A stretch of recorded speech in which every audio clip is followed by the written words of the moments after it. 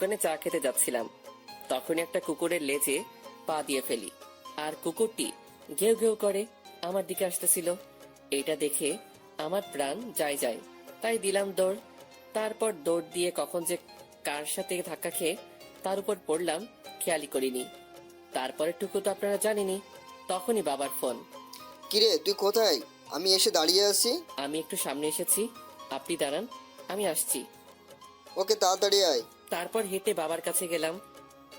এদিকে কোথায় গিয়েছিলি? আরে, একটা কুকুর দৌড়ানি দিছে। আপনি তো জানেনই আমি কুকুর ভয় পাই। তোর জ্বালায় কুকুরগুলো শান্তিতে থাকতে পারবে না, নিশ্চয়ই কিছু করেছিস। বাবা! আচ্ছা বুঝেছি, এখন বাড়ি চল। তারপর দুজনে বাইক নিয়ে বাসার দিকে আসলাম। আসলে বাবা আমাকে বাইকটা গিফট করেছিল জন্মদিনে। বাবা, বাসাটা তো ভালোই হয়েছে।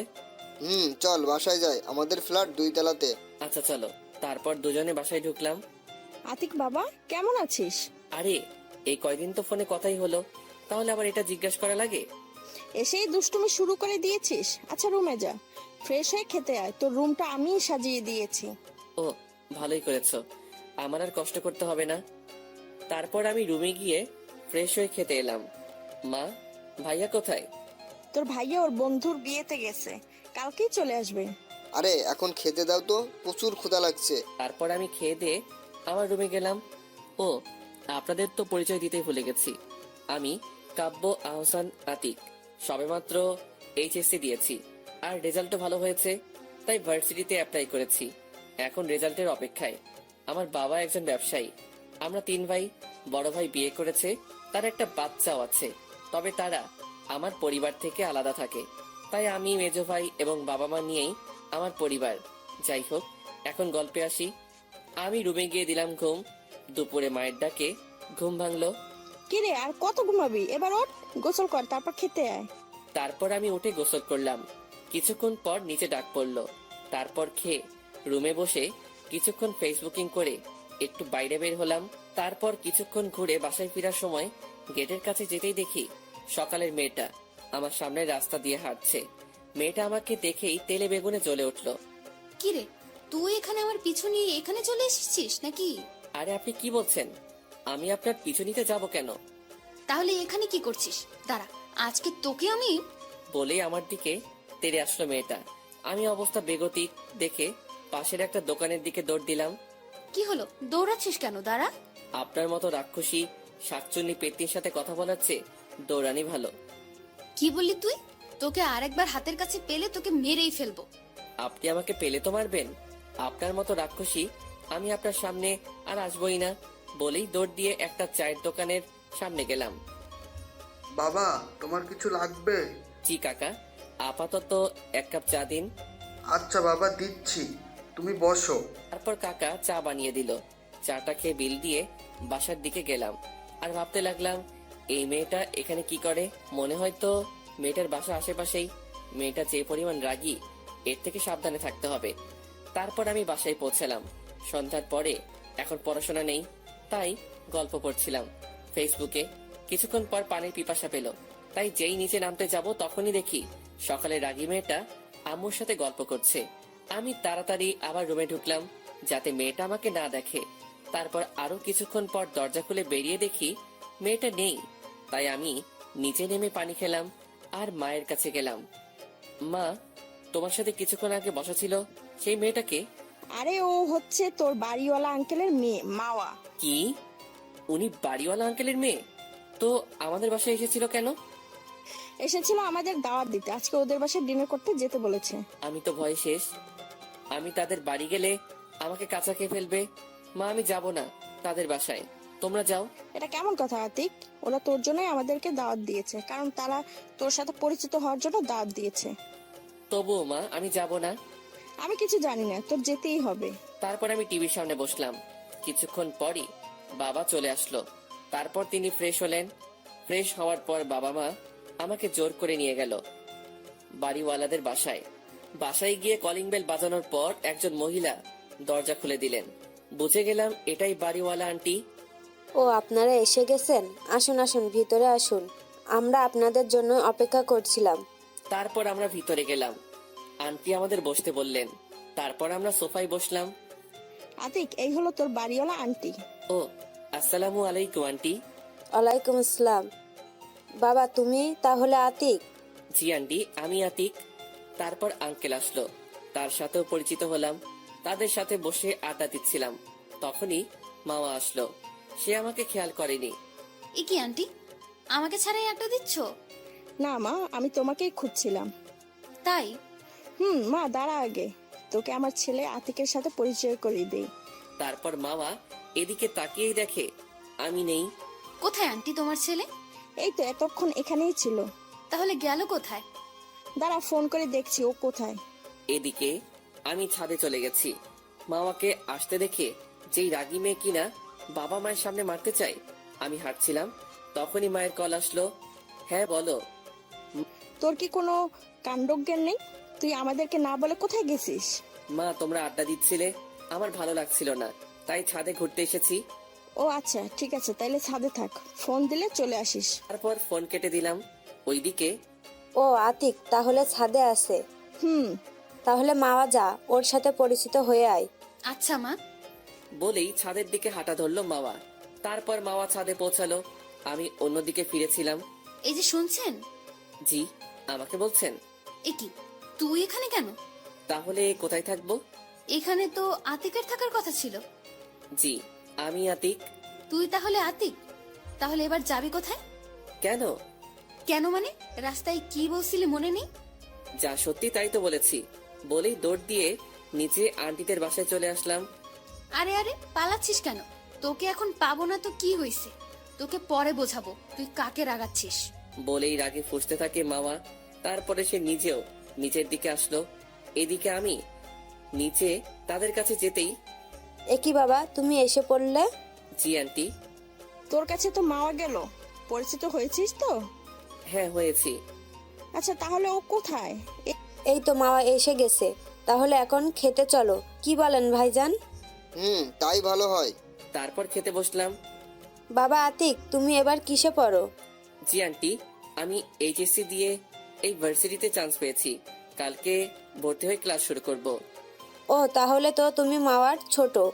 ও তোমাদের ভার্সিটিতে অনার্স দ্বিতীয় বর্ষে পড়ে। সিনিয়র হলে সমস্যা কি? ক্লাস তো খেয়েছি। ও তাই? তাই? তারপর খাওয়া দাওয়া শেষ করে বাসায় এসে কিছুক্ষণ ফোন টিপে দিলাম ঘুম। সকালে ঘুম থেকে উঠে বাবাকে নিয়ে কলেজে গেলাম। কলেজে গিয়ে ভর্তি হয়ে বাবাকে বিদায় দিয়ে বন্ধুদের কাছে গেলাম। আপনাদের তো বলতেই ভুলে গেছি, আমার সাথে এই ভার্সিটিতে আমার আরো 3টা বন্ধু আছে। ওরা হলো সিয়াম, আনান ও সাকিব। তারপর ওদের কাছে যেতেই, কিরে ভর্তি হওয়া শেষ? এইমাত্র হলাম। আচ্ছা চল, হয়েছি, নতুন নতুন মেয়ে দেখি। শালা তুই আর ভালো হলি না। এ আইসে, তোমার তো জেব আছে, তাই দেখতে পারতেছো না? কি করবে বল? তাইলে তোর চোখে উঠিয়ে নিবে মোনা। হয়েছে, থাম, চল ক্যাম্পাসটা ঘুরে দেখি। তাই চল। তারপর ক্যাম্পাসটা ঘুরে দেখতেছিলাম, তখনই ওই এইদিকে আয় তোরা। জি, আমাদের ডাকতেছেন? তোদেরই ডাকতেছি। আচ্ছা চল ভাই গিয়ে দেখি। আচ্ছা চলো। তারপর তাদের কাছে গেলাম। তোরা কি নতুন ভার্সিটিতে? জি, আমরা নতুন। শোন, আমরা তোদের সিনিয়র, তাই আমাদের সম্মান দিবি। আচ্ছা আপু। এখন থেকে আমাদের যেখানেই দেখবি সেখানেই সালাম দিবি। আচ্ছা, আমরা তাহলে যাই। ওই থাম, আমরা তোদের যেতে বলেছি? না, তাহলে যাওয়ার কথা বললি কেন? এমনি বলেছি আপু। তোদের এই ভুলের শাস্তি পেতে হবে। আপু, এর জন্য আমার শাস্তি কিসের? ওই চুপ, একে তো ভুল করেছিস, তার উপর আবার মুখে মুখে কথা বলছিস। সরি আপু। সরি বললে কাজ হবে না। এখন তোদের দুটো অপশন থাকবে শাস্তি। একটা হলো তোদের জামা খুলতে হবে, আরেকটা হলো তোদের মধ্যে থেকে যে কোনো একজন কোনো একটা মেয়েকে কিস করতে হবে। তখনই কোথা থেকে যেন মামা এসে পড়লো। কি রে, এখানে কি করছিস ওদের নিয়ে? আরে ওদের র্যাগিং করতেছি। ও তাই? তাহলে তো ভালোই হলো। এদিকে আমাদের মধ্যে কথোপকথন। দোষ, এখন কি করবি? ভাই, কি করবি? শার্টটা খুললে তো মান ইজ্জত শেষ হয়ে যাবে। আমার মাথায় তো কিছু আসতেছে না। আতিক ভাই তুই কিছু একটা কর। আচ্ছা দাঁড়া, দেখতেছি। কি বিড়বিড় করতেছিস তোরা? যা করার তাড়াতাড়ি কর। তখনই আমি মামা আপুর সামনে গিয়ে একবার চোখ মেরেই তার মাথাটা ধরেই ঠোঁটের সাথে ঠোঁট লাগিয়ে দিলাম। এটা দেখে তো মামার বন্ধুরাও, আমার বন্ধুরা অবাক। এমনকি মামা নিজেও আবার। তারপর তাকে ছেড়ে দিয়েই আপু আমাদের শাস্তি শেষ, আমরা যাই বলেই ওখান থেকে সবাই পালালাম। এই তোকেও কিস করলো, তুই ওকে কিছু বললি না কেন? সরি মামা, আসলে আমি ওদের শাস্তি দিয়েছিলাম, সেই শাস্তিটা যে তোর উপর যাবে বুঝতে পারিনি। ওর অবস্থা আমি খারাপ করে ছাড়বো। ওর কি করে সাহস হয় আমাকে কিস করার? আচ্ছা বাদ দে, একটু মাথা ঠান্ডা কর। আর ছেলেটার কিন্তু সাহস আছে বলতে হবে, ওকে বয়ফ্রেন্ড বানিয়ে নে। দেখ, এমনিতেই মাথা গরম আছে, আর গরম করিস না। চল ক্লাসে চল। মামার রাগ দেখে ওরা আর কিছু না বলে মামার সাথে ক্লাসে চলে গেল। অন্যদিকে আমরা পালিয়ে এক জায়গায় এসে দাঁড়ালাম। ভাই তুই এটা করলি কেমনে? ওই সুন্দরী মেয়েটাকে কিস করলি? ভাই আমাদের পরে যদি ওই মেয়েটা পায় অবস্থা খারাপ করে দিব। শালা, তোদের নয় আমার অবস্থা খারাপ করবে, আর এটা তোদের ভাবি। মানে কি বলতে চাচ্ছিস বুঝিয়ে বল। ওকে আমার ভালো লাগে, আমার প্রথম ক্রাশ, আর ও আমাদের বাড়িওয়ালার মেয়ে। বলিস কি শালা, তোর চয়েস আছে বলতে হবে।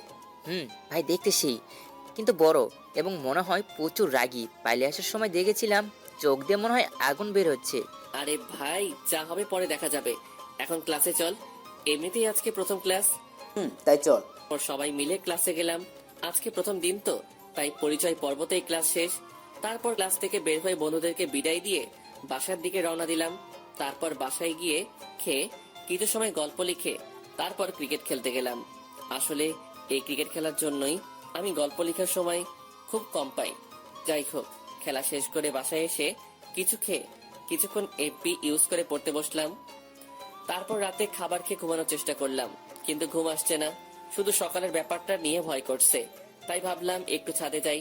তারপর ফোনটা নিয়ে ছাদে চলে গেলাম। গিয়ে দেখি একজন ছাদে দাঁড়িয়ে আছে। আমার আসা শব্দ পেয়ে যেই পিছনে ফিরলো তখনই দেখি মাওয়া। তাই আমি ভয়ে নিচে নামতে চাইলাম, তখনই ওই দাঁড়া, এদিকে আয়। তারপর আমি তার কাছে গেলাম। জি বলুন। তুই পেয়েছিসটা কি বলতো? তুই আমাকে কিস করলি কেন? আসলে আমি আসলে কি? আসলে আমি তোমাকে ভালোবাসি। কি বললি? তুই জানিস আমি তোর বড়, তারপরে তুই এটা ভাবলি কি করে? বড় হয়েছে তো কি হয়েছে, বড় মেয়েরা কি তাদের থেকে জুনিয়র কাউকে বিয়ে করে না? করে, তবে আমি তোকে ভালোবাসতে পারবো না। তোকে যেন আমার চোখের সামনে আর না দেখি। বলেই ছাদ থেকে নিচে নেমে গেল মামা। আমি ছাদে দাঁড়িয়ে ভাবতে লাগলাম, আগে কখনো কাউকে দেখে ভালো লাগেনি। তোমাকে আমার এই মন চাই, তাই তুমি আমাকে যতই দূরে থাকতে বলো না কেন, আমি তোমার থেকে আমার ভালোবাসা আদায় করে নিবই। তারপর ছাদ থেকে নিচে নেমে দিলাম ঘুম। পরের দিন সকালবেলা আম্মুর ডাকে ঘুম থেকে উঠে নাস্তা করে কলেজে গেলাম। তারপর বন্ধুদের কাছে গেলাম।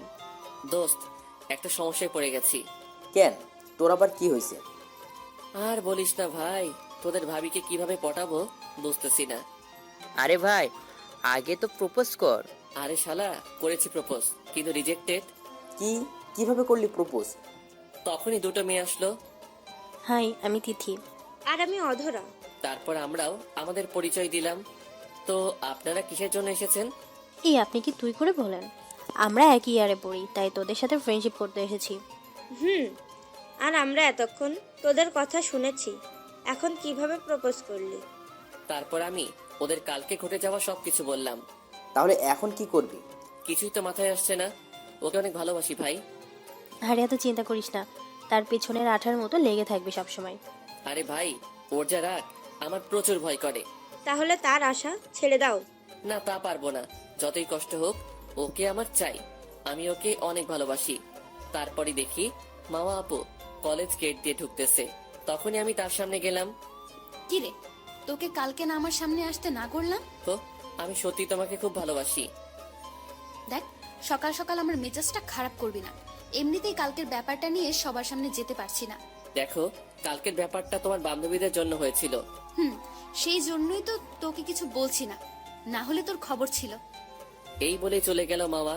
তারপর আমি বন্ধুদের কাছে গেলাম। শালা, এই মেয়ে নাকি অন্য কিছু। এই মেয়ে তোর বউ হলে তোর অবস্থা শেষ। আতিক, আচ্ছা বাদ দে ভাই, চল ক্লাসে যাই। চল, তবে শোন, এই মেয়ে মানে আমাদের হবু ভাবি যতই রাগী হোক না কেন, যদি তোকে ভালোবাসতে শুরু করে তাহলে তোকে খুব ভালোবাসবে। তাই ভাবির পিছু ছাড়িস না। তারপর ক্লাসে গিয়ে সব ক্লাস করে বের হলাম। দেখি আপুও বের হচ্ছে। আমি তার সামনে গেলাম। কি রে, আবার এসেছিস আমার সামনে? তোকে না আমার সামনে আসতে মানা করলাম? কি করব বলো, তোমাকে না দেখলে আমার ভালো লাগে না। দেখ, আমার সামনে একদম বেহায়াপনা করবি না। আচ্ছা, এখন বাইকে ওঠো, বাসায় যাই। তার দরকার নেই, আমি রিক্সা নিয়ে চলে যেতে পারবো। বলে একটা রিক্সা নিয়ে চলে গেল। তারপর আমিও তার পিছনে পিছনে বাইক নিয়ে বাসায় গেলাম। বাসায় গিয়ে খেয়ে দিলাম ঘুম। তারপর ঘুম থেকে উঠে দেখি ভাইয়া এসে পড়েছে। কি অবস্থা তোমার? শুনছি কার পিছনে নাকি ঘুরছো। মানে থাক, বলতে হবে না, আমি সব জানতে পেরেছি। তোমার কোনো হেল্প লাগলে বলো, আমি আছি কিন্তু। আচ্ছা ভাইয়া, তুমি জানলে কি করে? আরে আমার বন্ধুরা বলেছে। তবে তোমার পছন্দ আছে বলতে হবে, তবে একটু সাবধানে, যতই হোক আমাদের বাড়িওয়ালার মেয়ে। আচ্ছা ভাইয়া। আমাকে একটু হেল্প করো না। কি হেল্প করতে হবে? আমাকে একটু নানু বাড়ি পাঠানোর ব্যবস্থা কর। ও, এই ব্যাপার? এত ভালোবাসা থাকলে বিয়েই তো করে নিতে পারো। কিভাবে করব বল? মা বাবাকে কিভাবে বলবো? আচ্ছা, আগে তোমাকে নানু বাড়ি পাঠাই, তারপর সেখান থেকে আসার পর না হয় বিয়ের ব্যবস্থা করাবো। আচ্ছা ভাই, যা করার করিস, আগে নানু বাড়ি পাঠা আমাকে। আচ্ছা, দেখছি। ও, আপনারা তো কিছুই বোঝেননি। আসলে নানু বাড়ি আমার খালাতো বোনের বান্ধবীর সাথে ভাইয়া রিলেশন করে। তার নাম নিঝুম, তাই ভাইয়া নানু বাড়ি যাওয়ার এত ইচ্ছে। যাই হোক, তারপর বাইরে গিয়ে হালকা কিছু নাস্তা করে বাসায় এসে পড়তে বসলাম। কিছুক্ষণ পরে ছাদে গেলাম, তারপর মোবাইলে একটা গান শুনতে লাগলাম। কিছুক্ষণ পর মামা এলো। কিরে, ছাদে কি করিস? তোকে যেন আর ছাদে না দেখি। কেন, ছাদে আসলে প্রবলেম কি? তোকে আসতে মানা করেছি তো, আসবি না। আমি আসবই তোমাকে দেখতে ছাদে, দেখি তুমি কত দাঁড়াতে পারো। এখন নিচে যা, আমাকে এখানে বসে শান্তিতে পড়তে দে। আচ্ছা ঠিক আছে, তোমার পড়ায় বিরক্ত করতে চাই না, তাই চলে গেলাম। তারপর নিচে চলে আসলাম। নিচে কিছুক্ষণ ফোন টেপার পর নিচে খেতে ডাক দিল। তারপর খাবার টেবিলে গিয়ে খেতে শুরু করলাম। বাবা ভাইয়াকে নানু বাড়ি পাঠিয়ে দাও কয়েকদিনের জন্য। কেন, কি হয়েছে? আসলে বাবা, আমি কতদিন নানু বাড়ি বেরিয়ে এসেছি, কিন্তু ভাইয়া যেতে পারিনি, তাই ভাইয়া রাগ করেছে। ও, এই ব্যাপার। আচ্ছা ঠিক আছে, তাহলে যাক, কয়েকদিন ঘুরে আসুক। তাইলে আজকে রাতের ভিতর ব্যাগ গুছিয়ে নে, কালকে সকালে চলে যাস। আচ্ছা মা। তারপর খাওয়া শেষে ভাইয়া আমাকে ধন্যবাদ দিয়ে চলে গেল। পরের দিন সকালবেলা মায়ের ডাকে ঘুম ভাঙলো। কিরে ওঠ, তোর ভাইয়া নানু বাড়ি যাবে, তোকে খাবার টেবিলে ডাকছে। আচ্ছা, আমি ফ্রেশ হয়ে আসতেছি। আমি ওয়াশরুমে গিয়ে ফ্রেশ হয়ে খাবার টেবিলে গেলাম। তারপর খেয়ে ভাইয়াকে নিয়ে বের হলাম। এটা আমাদের দুই ভাইয়ের মধ্যে একটি কাজ। আমি কোথাও গেলে সে দিয়ে আসবে, সে কোথাও গেলে আমি দিয়ে আসবো। কথা বলতে বলতে বাস স্ট্যান্ডে পৌঁছে গেলাম। তারপর বাইক থেকে নামলাম। শোন, কোনো সমস্যা হলে জানাবি। আর এই নে 2000 টাকা। টাকা নিয়ে আমি কি করব? এই টাকাটা দিলাম তোকে ফুল কেনার জন্য। প্রতিদিন কিরাশকে ফুল দিয়ে প্রপোজ করবি। কিন্তু টাকা তো আমার কাছে ছিল। টাকা থাকলেই বা কি, আমি টাকা দিয়েছি, রেখে দে। আচ্ছা ভাইয়া, সাবধানে যাবে, গিয়ে আমাকে ফোন করবে। আচ্ছা, গিয়ে তোকে তোর ভাবির সাথেও কথা বলাবো। আচ্ছা ভাইয়া। তারপর বাস স্টার্ট হলো। ভাইয়াকে বিদায় দিয়ে সেখান থেকে একটা ফুলের দোকানে গিয়ে ফুল কিনে কলেজের দিকে রওনা দিলাম। তারপর কলেজে পৌঁছানো মাত্রই দেখি আপুও কলেজে প্রবেশ করতেছে। আমি তার সামনে গেলাম। I love you. তুই আবার এসেছিস? তোকে বললাম তো আমি তোকে ভালোবাসি না। এই কথা তোকে কতবার বলতে হবে? কিন্তু আমি তোমাকে ভালোবাসি। আর যেন তোকে আমার পেছনে না দেখি। বলেই চলে গেল মামা। তারপর ওখান থেকে বন্ধুদের কাছে গেলাম। শালা আজকে থাপ্পড় খেলি? তো কি হয়েছে, ওকে তো আমি ভালোবাসি, তাই এই থাপ্পড় কিছু না। আচ্ছা ভাই, যা ভালো বুঝোস। হুম। ভাই তুই চিন্তা করিস না, আরো কষ্ট করতে হবে তোকে সাকসেস হতে হলে। আচ্ছা, এখন ক্লাসে চল। তারপর ক্লাস করে বের হলাম। গেটের কাছে দাঁড়িয়ে আছি মামার আসার জন্য, আর সে এসেও পড়লো। সে আমাকে দেখেও না দেখার ভান করে চলে যেতে লাগলো। এই যে মিস রাগি কিউটি। দেখ, সকালে থাপ্পড় মেরেছি, এখন কিছু করতে চাই না। এখন সামনে থেকে যা। তুমি মারলে আমাকে মারতে পারো, আমার সমস্যা নেই। ধুর বেহায়া। বলেই সামনে থেকে চলে গেল মাওয়া। তারপর একটা রিক্সা ডেকে রিক্সায় উঠে বাসার দিকে গেল, আর আতিক বাইক নিয়ে তার পিছনে বাসার দিকে গেল। সে রিক্সা থেকে নেমে বাসায় প্রবেশ করলো, আর আতিক বাইক পার্ক করে বাসায় গেল। তারপর বিকেলবেলা বাসা থেকে বের হওয়ার সময় বাড়িওয়ালা আঙ্কেলের সাথে দেখা হলো আতিকের। কি বাবা, কেমন আছো? জি আঙ্কেল, ভালো। আপনি কেমন আছেন? আমি ভালো আছি। তা বাবা, পড়ালেখা কেমন চলছে? জি আঙ্কেল, ভালোই। ও আচ্ছা বাবা, আমার মেয়েটাকে দেখে রেখো, ও তো তোমাদের ভার্সিটিতেই পড়ে। আচ্ছা আঙ্কেল, এটা তো এমনিতেই রাখবো। আচ্ছা যাও তাহলে। আচ্ছা আঙ্কেল।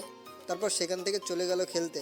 তারপর খেলাধুলা করে বন্ধুরা মিলে কিছুক্ষণ আড্ডা দিয়ে সন্ধ্যায় নাস্তা করে বাসায় আসলো আতিক। তারপর পড়তে বসলো। পড়তে গিয়ে মনে পড়লো এই সময় মাওয়া ছাদে থাকে, এখন একটু দেখে আসি। তারপর ফোনটা হাতে নিয়ে ছাদে গেল আতিক। আতিক দেখে মাওয়া দোলনার উপর বসে খুব মনোযোগ দিয়ে বই পড়ছে।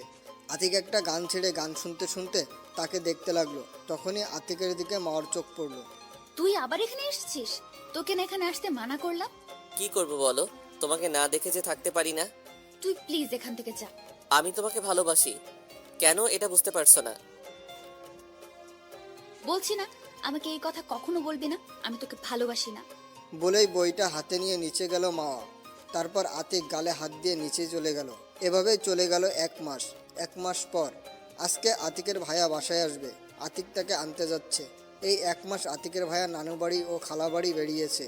এদিকে আতিকের অবস্থা, এই 1 মাসে প্রতিদিন মাওয়াকে ফুল দিয়ে প্রপোজ করেছে, বিনিময়ে পেয়েছে শুধু থাপ্পড়।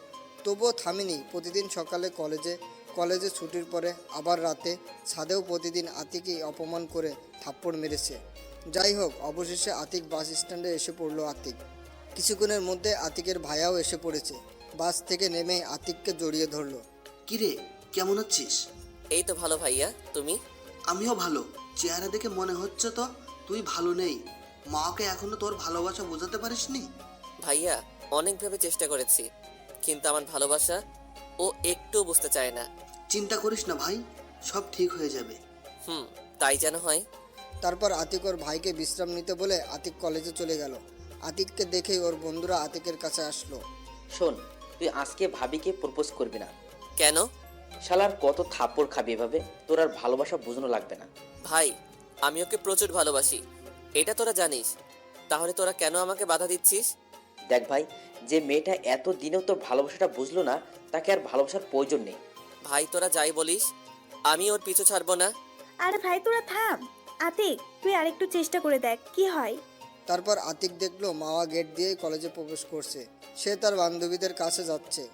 তখনই আতিক তার সামনে গেল। তুই কি আমাকে একটু শান্তিতে থাকতে দিবি না? তোমাকে আমি ভালোবাসি, আর কি করে বোঝাবো বলো?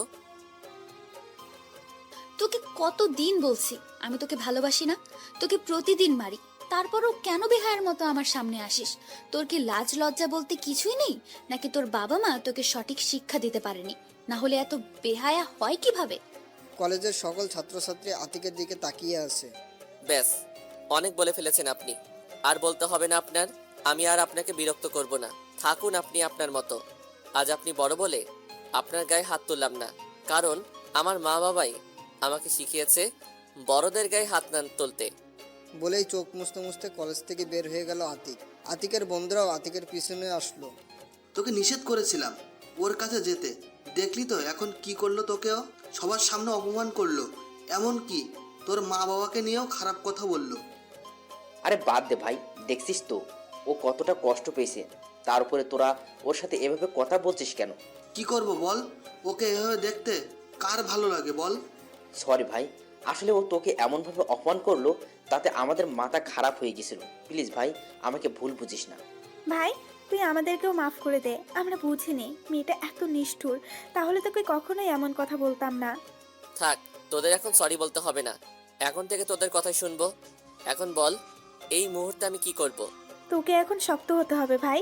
তুই এখন থেকে আর ওর সামনে যাবি না। যদি ভুলবশত সামনে পড়েও থাকিস, তখন তার সাথে কথা বলবি না, সব সময় তাকে এড়িয়ে চলবি। আচ্ছা যা, শত কষ্ট হলেও আমি এটা করব। আরও একটা কাজ করতে হবে, সব সময় আমাদের সাথে আগের যেমন থাকতি সেভাবে থাকতে হবে। আচ্ছা, চেষ্টা করব। চেষ্টা কি, সেভাবেই থাকতে হবে, না হলে তোর সাথে আমরা কথা বলবো না। আচ্ছা যা, সেইভাবেই থাকবো। আচ্ছা, আজকে আমরা ক্লাসে যাব না কেউ, চল সবাই মিলে ঘুরতে যাব। বুঝতে পেরেছি, ওরা আমার মন ভালো করতে এটা করতেছে। আচ্ছা চল। তারপর সবাই মিলে ঘুরতে গেল। আর অন্যদিকে মাওয়া আতিককে অপমান করে ওর বান্ধবীদের কাছে গেল। ভালোই হয়েছে, এখন একটু শান্তিতে থাকতে পারবো। তুই ওকে এভাবে অপমান করলি কেন? তোকে ছেলেটা কত ভালোবাসতো। আরে ভাই বাদ দে তো, সবসময় আমাকে বিরক্ত করতো, এখন আর বিরক্ত হতে হবে না। তবে যাই বলিস, ছেলেটা তোকে অনেক ভালোবাসতো। আচ্ছা, আমার এরকম ভালোবাসার দরকার নেই, এখন ক্লাসে চল তো। তারপর ওরা ক্লাসে চলে গেল। আর এদিকে আতিকরা ঘুরে যে যার বাসায় চলে গেল। বাসায় গিয়ে রুমে গিয়ে ফ্রেশ হতে গেল আতিক। ফ্রেশ হয়ে এসে দেখে আতিকের ভাইয়া বিছানার উপর বসা। আতিককে আসতে দেখে আতিকের ভাইয়া আতিককে নিয়ে তার পাশে বসালো। ভাই কষ্ট পাস না, আমি সব জেনেছি। হুম। শোন, একটা কথা বলার ছিল, অবশ্য তোর এই সময় বলা উচিত না, তবুও বলছি, কারণ তুই ছাড়া আমাকে কেউ হেল্প করতে পারবে না। আরে সমস্যা নেই, বলো কি বলবে। আসলে নিজুমের বাসা থেকে ওকে বিয়ের জন্য চাপ দিচ্ছে, তাই তুই যদি একটু হেল্প করিস। আরে এই ব্যাপার আগে বলবে না? আচ্ছা, আমি আজকে বাবা মায়ের কথা বলবো। আচ্ছা, একটু এদিকটা সামলে নিস। আচ্ছা। আর একদম মন খারাপ করে থাকবি না। না ভাইয়া, তুমি চিন্তা করো না, আমি ঠিক আছি। আচ্ছা। বলে রুম থেকে চলে গেল আতিকের ভাই। তারপর আতিক বিছানায় বসে ভাবতে লাগলো, আতিক কি পারবে মাকে না ভালোবেসে থাকতে? এটা ভাবতেই চোখ দিয়ে পানি বের হলো আতিকের। কিছুক্ষণ পরেই তার আতিকের বাবা মায়ের অপমানের কথা মনে পড়লো। না, ওই মেয়েকে নিয়ে আর ভাববো না, আমাকে শক্ত হতে হবে। কিছুক্ষণ পর খেতে ডাকলো। খেতে ইচ্ছে করছিল না, তবুও গেল আতিক, কারণ আতিকের ভাইয়ের কথাটা তো বলতে হবে গিয়ে। খাবার টেবিলে বসলো আতিক। বাবা, আমার মনে হচ্ছে মায়ের সংসার চালাতে খুব কষ্ট হচ্ছে। ঠিক বলেছিস বাবা, আমারও মনে হচ্ছে। ও তাহলে তোমরা আমাকে নিয়ে ভাবো? কথাটা শুনে খুব শান্তি পেলাম। আচ্ছা, তাহলে এখন তোর মতলবটা কি তাই বল। বাবা, আসলে আমি বলতে চাচ্ছি, ভাইয়াকে বিয়ে করালেই তো মায়ের কষ্টটা কমে যায়। তাই তো, তা করলেই তো হয় কি বলো তুমি? তা হাবিব বাবা, তোর কি কাউকে পছন্দ আছে? আসলে মা, ভাইয়া তো একজনকে পছন্দ করে, ভাইয়া লজ্জায় বলতে পারতেছে না। ও তা মেয়ে থাকে কোথায়? মা, আমাদের নানু বাড়ির ওখানে রিমি আপুর বান্ধবী। ও আচ্ছা, তাহলে আমি তোর মামার সাথে কথা বলে মেয়ের খবর নিচ্ছি। আচ্ছা বাবা। তারপর খাবার খেয়ে রুমে গেল আতিক। কিছুক্ষণ পর আতিকের ভাইয়াও আতিকের রুমে আসলো। ভাই তোকে অনেক ধন্যবাদ। আর ধন্যবাদ দেওয়ার কি আছে এতে? আচ্ছা এই নে, তোর ভাবি তোর সাথে কথা বলবে। আচ্ছা দাও। তারপর আতিক তার ভাইয়ার হাত থেকে মোবাইল নিয়ে সালাম দিয়ে সে সালাম নিল। কেমন আছো আতিক? জি ভালো, আপনি? তুমি কিরকম ভালো আছো তা তো আমি জানি। আরে আপনি আমাকে তুমি করে বলছেন কেন? আমি আপনার ছোট ভাইয়ের মতো, তাই আমাকে তুই করে বলেন। আচ্ছা বলবো, শোন, একদম মন খারাপ করে থাকবি না।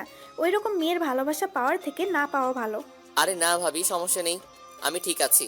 শোন, তোকে শক্ত হতে হবে, তোকে দেখিয়ে দিতে হবে ও না থাকলেও তোর কিছুই হয় না। আচ্ছা ভাবি। শরীরের খেয়াল রাখবি। আপনি বিয়ের প্রস্তুতি নিন। যা ফাজিল। বলেই লজ্জায় ফোন কেটে দিল। তারপর ভাইয়াকে ফোনটা দিল আতিক। তারপরে আতিকের ফোনে একটা কল আসলো। ফোনটা হাতে নিয়ে দেখলো সিয়াম কল দিয়েছে। আতিক কলটা রিসিভ করলো। হ্যালো, বল। কোথায় তুই? এই তো বাসায়। কেন? আমরা সবাই তোর বাসার নিচে আসি, তুই বের হ। আচ্ছা, তোরা ভিতরে আয়। না থাক, তার দরকার নেই, তুই তাড়াতাড়ি বের হ। তারপর আতিক রেডি হয়ে বাসা থেকে বের হলো। কিরে, তোরা আসলি কেন এদিকে? এমনি আসলাম, আজকে সবাই মিলে ঘুরতে যাব। ভাই, আমি ভাবছি কোনো জরুরি কাজ, আর তোরা ঘুরতে যাবি। শালা, তোর কি আমাদের সাথে ঘুরতে যেতে সমস্যা? না, তবে আজকে ভালো লাগছে না। চুপ শালা, চল আমাদের সাথে। তারপর ওদের জোরাজোরিতে ওদের সাথে যেতে হলো আতিকের। অন্যদিকে ক্লাস ছুটি হওয়ার পর মা দেখে আতিক ওর পিছু নেয়নি। তা দেখে ভাবতে লাগলো, উফ, ভালোই হয়েছে, আপদটা বিদায় করতে পেরেছি। এখন আর আমাকে জ্বালাবে না, এখন সব সময় শান্তিতে থাকতে পারবো। এগুলো ভাবতে ভাবতে বাসায় চলে গেল মা। এদিকে আতিকরা ঘোরাঘুরি করে যে যার বাসায় ফিরল। অবশ্যই খেয়েও এসেছে, কারণ সাকিব ট্রিট দিয়েছিল। আতিক বাসায় এসে আজকে আর পড়তে বসলো না, একটু ফোন টিপে দিল ঘুম। রাতে আতিকের মা এসে খেতে ডাকতে আতিক উঠল আর বলল, বাবা কি হয়েছে তোর? তুই তো আর অসময়ে ঘুমাস না। না মা, এমনি ভালো লাগছিল। ও আচ্ছা, নিচে খেতে আয়। না মা, আজকে খেতে ইচ্ছে করছে না। কি খাবি না? কেন জানিস না তোর বাবা তুই বাসায় থাকলে তুই না খেলে খায় না? আর তোর বাবা তোকে ডাকছে, কি যেন জরুরি কথা আছে। আচ্ছা চলো। তারপর আতিক তার মায়ের সাথে খেতে গিয়ে দেখে তার ভাইয়াও এসেছে এবং বাবাও বসে আছে। আমাকে ডেকেছেন বাবা? বস, তারপর বলছি। বলেন। শোনো, আমরা ঠিক করেছি তোমার ভাইয়ের জন্য তুমি যাকে বলেছো তাকে দেখতে যাব। তোমার মামার সাথে আমাদের কথা হয়েছে। ও আচ্ছা, তাইলে যাবেন ভাইয়া? কি বলে? তোর ভাইয়া রাজি আছে। ও আচ্ছা, তাইলে কবে যাবেন? আমরা কালকে যাব ঠিক করেছি। ও আচ্ছা, তাইলে চলে যাবেন? চলে যাবেন মানে? কেন, তুই যাবি না? ভাইয়া, তুমি তো জানো আমার এইসব অনুষ্ঠান ভালো লাগে না। তোর যেতে হবে, না হলে আমি যাব না। তারপর অনেক জোরাজুরিতে রাজি হয়ে গেল আতিক। অন্যদিকে মা ছাদে বসে পড়ছে অনেকক্ষণ ধরে, কিন্তু কেউ তাকে বিরক্ত করছে না। ও আজকে ছাদেও শান্তিতে পড়তে পারছি, কেউ বিরক্ত করছে না। মা পড়ছে কিন্তু মনে করছে এই বুঝি আতিক ছাদে আসলো, কিন্তু না, আজকে আতিক ছাদে আসলো না। সে অনেক পড়ায় মন বসাতে চাইলেও পারছে না। তারপর সে রুমে গিয়ে ভাবতে শুরু করলো, আমি আজকে আতিককে এত মিস করছি কেন? ও তো আমাকে বিরক্ত করে, তাইলে আমি ওকে মিস করছি কেন? তারপর অনেক কষ্টে ঘুমালো মাওয়া। এদিকে আতিক ঘুমিয়ে পরের দিন সকালে ঘুম থেকে উঠলো। তারপর আতিকটা সবার সাথে রেডি হয়ে নানুর বাড়ি গেল। অন্যদিকে মাওয়া সকালে কলেজে প্রবেশ করার পর দেখে আজকে কেউ তার কাছে এসে বলল না। তারপর আতিকের বন্ধুরার দিকেও তাকিয়ে দেখে আতিক নেই। মাওয়ার আজকে অস্বস্তি হচ্ছে, সে যেন কেমন আতিককে খুঁজছে। মাওয়ার বান্ধবীরা তাকে দেখলো। কি রে মামা, আজকে তোকে এত উদাসীন লাগছে কেন? বুঝতে পারছি না রে, আজকে কেমন জানি ভালো লাগছে না। আমার তো মনে হচ্ছে তুই কাউকে খুঁজছিস। মানে তোরা বুঝলি কি করে? দেখ, আজকে একদিনেই তুই ওকে এত মিস করছিস, পরবর্তীতে কি হবে? মা চিন্তায় পড়ে গেল। ওকে একদিনেই আমি এত মিস করছি, তাইলে কি আমি ওকে ভালোবেসে ফেললাম? কি ভাবছিস এভাবে? কই কিছু না তো। দেখ, যদি ভালোবেসে থাকিস তাহলে ওর কাছে ক্ষমা চেয়ে মনের কথা বলে দে। আচ্ছা, আমি ওকে যে অপমান করেছি, ও কি আমাকে মেনে নেবে? চেষ্টা করলে সবই সম্ভব, করে দেখ। তাছাড়া ও তো তোকে ভালোবাসে। কিন্তু ওকে এখন কোথায় পাবো? ও তো কলেজে আসেনি। আচ্ছা দাঁড়া, আমি দেখছি ওর বন্ধুদেরকে জিজ্ঞাসা করে। তারপর নীলিমা সিয়ামকে ডাক দিল, তবে ওর সাথে সবাই আসলো। জি আপু বলেন। আতিক কোথায় রে? জানি না আপু, ও কোথায় গেছে আমাদের বলে যায়নি। ও আচ্ছা, যা তাহলে। আচ্ছা বলেই ওখান থেকে চলে গেল সবাই। আজকে আমি ক্লাস করব না, আজকে বাসায় গিয়ে দেখি আতিক বাসায় আছে কিনা। আচ্ছা যা। তারপর মা ওখান থেকে বাসায় গেল। বাসায় গিয়ে নিজের বাসায় না গিয়ে আগে আতিকের বাসার সামনে গেল, কিন্তু বাসার সামনে গিয়ে দেখলো তালা মারা। তারপর মন খারাপ করে বাসায় গেল। কি রে, তুই আজকে কলেজ না করে বাসায় আসলি কেন? এমনি ভালো লাগছে না তাই। ও তাহলে রুমে যা। আচ্ছা মা, আন্টিরা গেছে কোথায়? ওরা আতিকের নানু বাসায় গেছে। তারপর মা তার রুমে চলে গেল আর আতিকের জন্য অপেক্ষা করতে লাগলো কবে আসবে। অন্যদিকে আতিকের নানুর বাড়িতে আতিকের ভাইয়ের বিয়ে ঠিক করে 2 দিন পর বাড়িতে আসলো। 1 সপ্তাহ পরে বিয়ে ঠিক করা হলো। এই 2 দিনে মা পাগল হয়ে গেছে আতিকের জন্য। প্রতিদিন কলেজে গিয়ে আতিকের বন্ধুদের কাছে জিজ্ঞেস করেছে আতিক আসবে কবে, কিন্তু আতিকের বন্ধুরা কিছু বলে না। যাই হোক, আতিক বাড়িতে আসলো। সকালবেলা সিয়াম কল দিল আতিকের কাছে। দোস্ত, আজকে আসবি না কলেজে? দোস্ত, আজকে আসবো না কলেজে, ভালো লাগছে না। আরে ভাই, এমনিতেই না বলে নানু বাড়ি গেছো, এখন যদি কলেজে না আসোস তাহলে আমরা কেউ তোর সাথে কথা বলবো না। এটা বলেই ফোন কেটে দিল সিয়াম। আরে ভাই শোন। আতিক দেখলো সিয়াম ফোন কেটে দিয়েছে। তারপরও আতিক কল দিল, কিন্তু কেটে দিচ্ছে সিয়াম। তারপর বাধ্য হয়ে কলেজে গেল। গিয়ে ওদের কাছে গেল আতিক। শালা, তোর জন্য একটু ঘুমাতে পারলাম না। তুই কথা বলবি না শালা, না বলে নানু বাড়ি গেছোস কেন? আরে ভাই, রাগ করস কেন? আমি যেতে চাইনি, ভাইয়া জোর করে নিয়ে গেছে। ও, তোদের জন্য একটা সুখবর আছে। কি বল? সামনের সপ্তাহে ভাইয়ার বিয়ে। ও তাই ভালো হয়েছে, সবাই মিলে মজা করতে পারবো। আচ্ছা, তোদের সবাইকে দাওয়াত, এবং তোরা কিন্তু সবাই আমার সাথে হেল্প করবি। আচ্ছা করবো, যা। তবে তোকে একটা কথা বলার ছিল। বল, কি বলবি? আমার মনে হয় মাওয়া আপু তোকে ভালোবাসতে শুরু করেছে। আরে ভাই, বাদ দে তো এসব। দোস্ত, তুই বোঝার চেষ্টা কর। তুই এখান থেকে যাওয়ার পর প্রতিদিন মাওয়া আপু এসে তোর খবর জিজ্ঞেস করতো, কিন্তু আমরা বলিনি। শোন ভাই, তোরাই তো আমাকে ওর থেকে দূরে দূরে থাকতে বলেছিস। তুই তাই করবি, ওকে পাত্তা দিবি না, তোকে অনেক কষ্ট দিয়েছে। ভাই, ওকে বুঝিয়ে দিবি ভালোবাসার মানুষকে কষ্ট দিলে কেমন লাগে। তবে শোন, যাই করবি সাবধানে করবি, ভেবে চিন্তে করবি। আচ্ছা ভাই, ওই দেখ মাওয়া আপু আসছে। আতিক পিছনে তাকিয়ে দেখলো সত্যি মা আসছে কলেজে। আতিক একবার তাকিয়ে চোখ সরিয়ে নিল। আরে ভাই, আসুক, আসলে আমাদের কি, আমরা আমাদের মতো থাকবো। ওকে। অন্যদিকে মা কলেজে প্রবেশ করে ওর বান্ধবীদের কাছে গেল। মামা, তোর জুনিয়র রোমিও এসেছে কলেজে। কি বলছিস, সত্যি এসেছে? ওই যে ওর বন্ধুদের দিকে তাকিয়ে দেখ। মা পিছনে তাকিয়ে দেখে আতিক তার বন্ধুদের সাথে কথা বলছে। দোস্ত, এখন কিভাবে ওর সামনে যাব? ও কি আমাকে ক্ষমা করবে? তুই আতিককে তোর ভালোবাসা বোঝানোর চেষ্টা করবি ঠিক মতো। ও যদি আমাকে ফিরিয়ে দেয়? ফিরিয়ে দিলেও তুই ছাড়বি না ওকে, ওর পিছনে লেগে থাকবি। আচ্ছা যাচ্ছি তাহলে। তারপর মা আতিকের দিকে আসছিল, তখনই ক্লাসের বেল বাজলো। আতিক ক্লাসের দিকে হাঁটা ধরলো। মা আতিককে ডাক দিচ্ছিল, কিন্তু আতিক না শোনার ভান করে ক্লাসে ঢুকে গেল। তারপর মা আর বান্ধবীরা ওর কাছে আসলো। যা, একটুর জন্য ধরতে পারলাম না। থাক, ছুটির পর ধরবি। তাই করতে হবে। এখন ক্লাসে যাই। চল। তারপর ওরা ক্লাসে চলে গেল। এদিকে আতিক ক্লাসে গেল, স্যার এখনো আসেনি। দোস্ত, তোকে তো আপু ডাকছিল, সাড়া দিল না কেন? আরে ভাই বাদ দে তো, এমনিতেই এতটা পথ জার্নি করে এসেছি, শরীরটা ভালো লাগছে না। ও তাই? তাই এই ক্লাস করে বাসায় চলে যাব। তখনই স্যার এসে পড়লো, তাই ওরা কিছু বলতে পারেনি। তারপর আতিক একটা ক্লাস করে বাসায় চলে আসলো, আর শরীর খারাপ থাকায় দিল এক ঘুম। এদিকে মাওয়ার ক্লাসে মন নেই, তার শুধু আতিককে নিয়ে চিন্তা, কখন ক্লাস শেষ হবে আর আতিকের কাছে যাবে।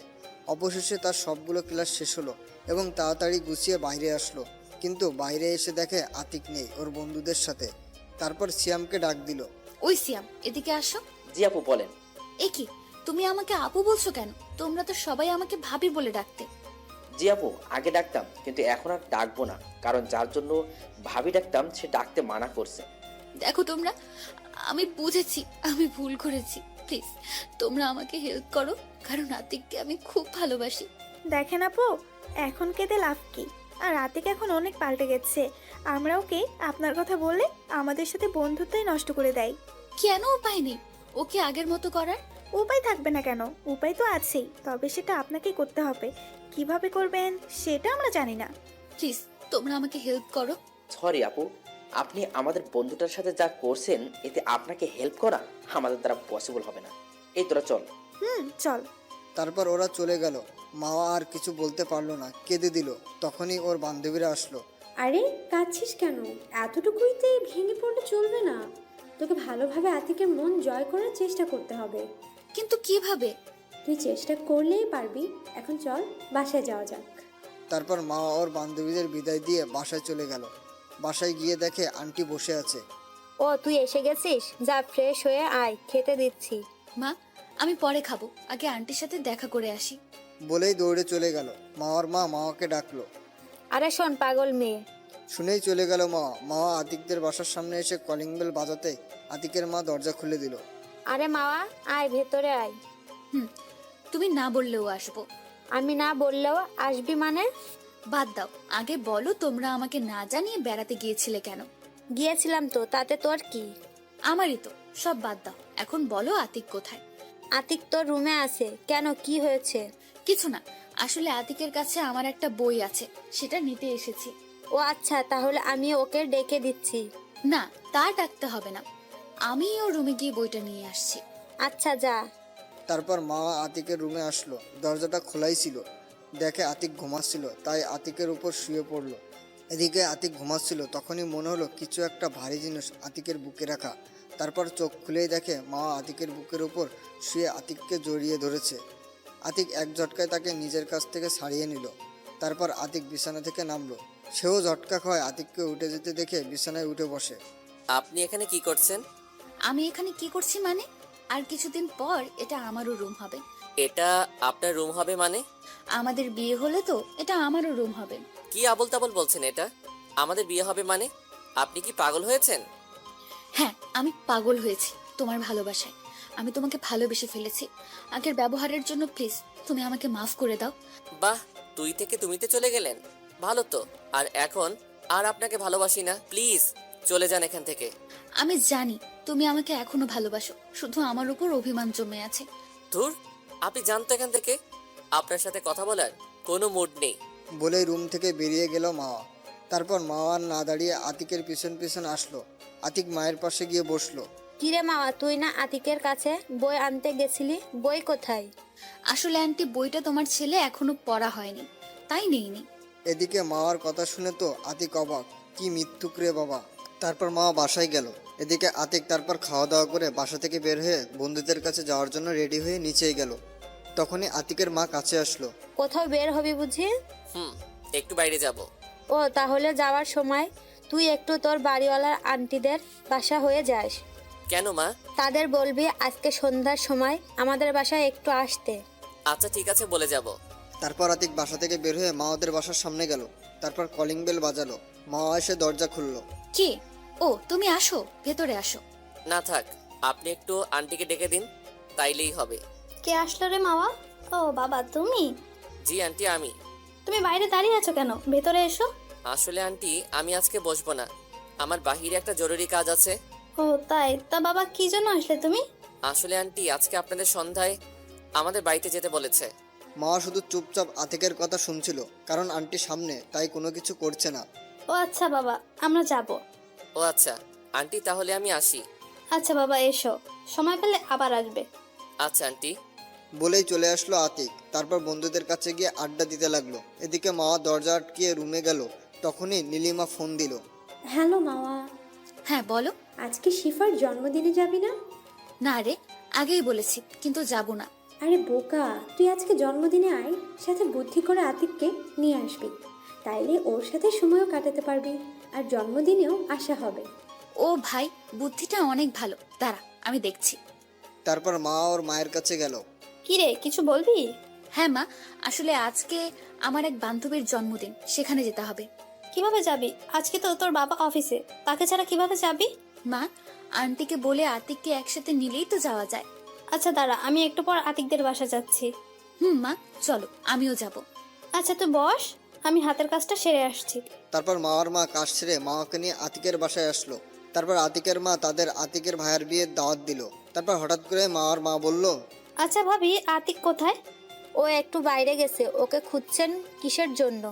আসলে আজকে মাওয়া ওর একটা ফ্রেন্ডের জন্মদিনে যাবে, তাই আতিককে সাথে নিয়ে যেতে চেয়েছিল। ওর বাবা এখনো আসেনি তো, তাই। ও এই ব্যাপার? আচ্ছা, আমি আতিককে ফোন করে আসতে বলছি। এদিকে আতিক আড্ডা দিচ্ছে বন্ধুদের সাথে। তখনই মায়ের কল আসলো। হ্যাঁ মা, বলো। কোথায় তুই? এই তো বন্ধুদের সাথে আড্ডা দিতেছি। ওকে, সন্ধ্যার সময় বাসায় এসে পড়বি, কাজ আছে। আচ্ছা আসবো, কিন্তু কেন? তা আসলেই দেখতে পাবি। তারপর আতিক আরো কিছুক্ষণ আড্ডা দিয়ে সন্ধ্যার সময় বন্ধুদের বলে চলে আসলো বাসায়। এসেই মায়ের কাছে গেল। মা, কিসের জন্য আসতে বলেছো? রুমে গিয়ে রেডি হয়ে আয়, একটা জন্মদিনের অনুষ্ঠানে যেতে হবে। কোথায় যেতে হবে আমাকে? আমাকে তো আগে বলনি, আর তুমিও তো রেডি হওনি।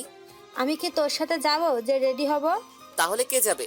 তোর সাথে তো মাওয়া যাবে, ওর বান্ধবীর জন্মদিনে। কি মা? না, আমি যাব না। কেন যাবি না? সমস্যা কি? না মা, কোনো সমস্যা নেই, তবুও আমি যাব না।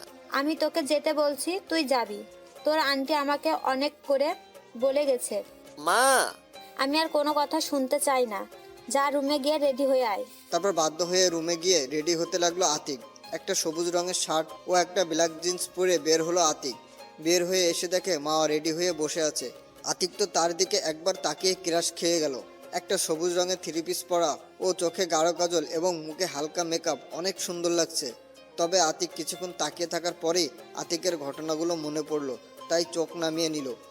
এদিকে মা সেই ব্যাপারটা বুঝতে পেরেছে, তাই আতিক নিচে নামতে মা ওর সামনে আসলো। আমাকে আজকে কেমন লাগছে?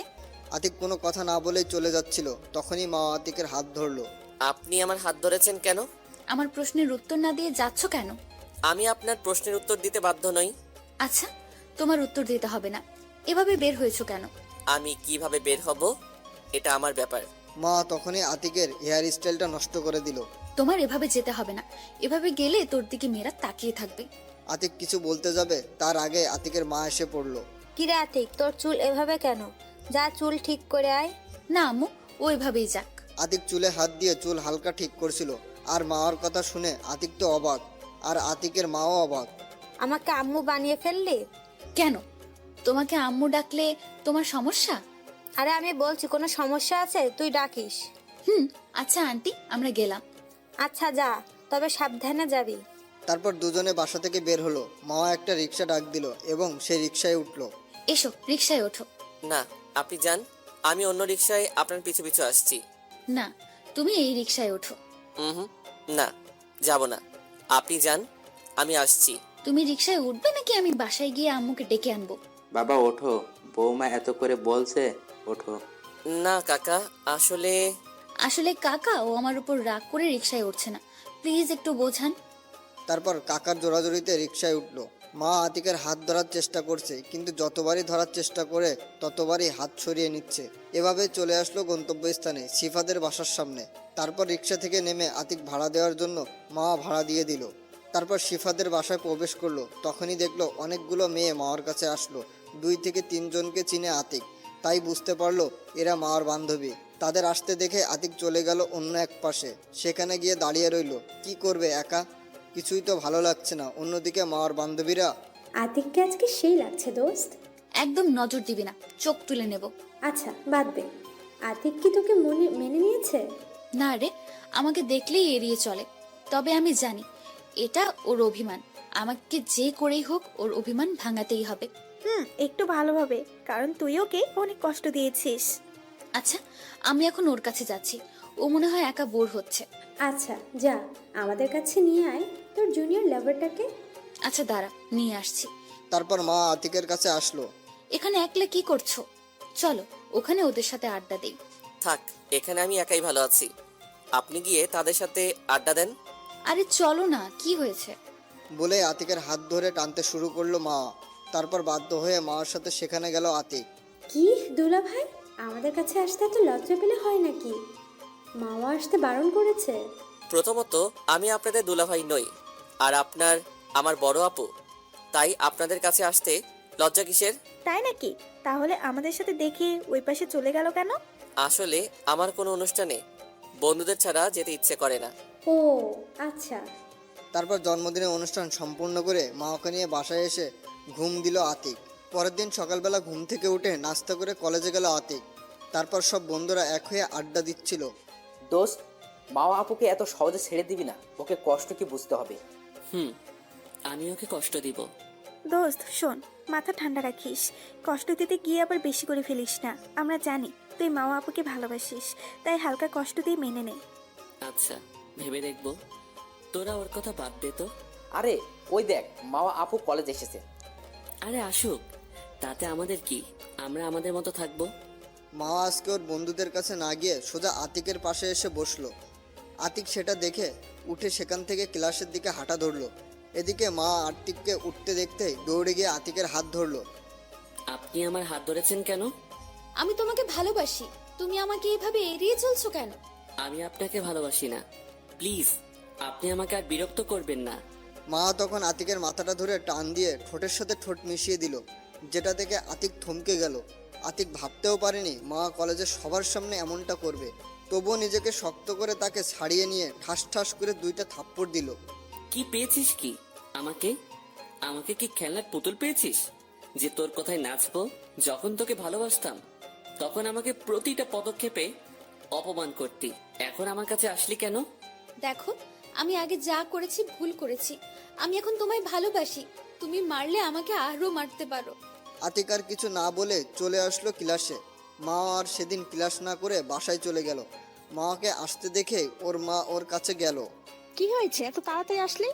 আর তোকে এত বিষণ্ণ দেখাচ্ছে কেন? মা ওর মায়ের দিকে তাকালো। আন্টি তাকিয়ে দেখে মার চোখে পানি। এ কি মা, কাঁদছিস কেন? কি হয়েছে আমাকে বল মা। মা, আমি আতিককে ভালোবাসি। ওকে ছাড়া আমি বাঁচবো না মা। কি কি বলছিস এসব? আতিক তোর ছোট মা, এটা হয় না। ছোট বড় জানি না, আমি আতিককে চাই, না হলে আমি মরে যাব।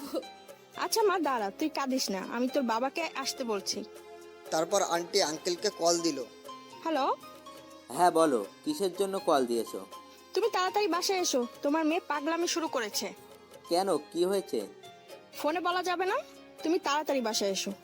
আচ্ছা আসছে। তারপর মার বাবা অফিস থেকে ছুটি নিয়ে বাসায় আসলো। কি হয়েছে মাওয়ার?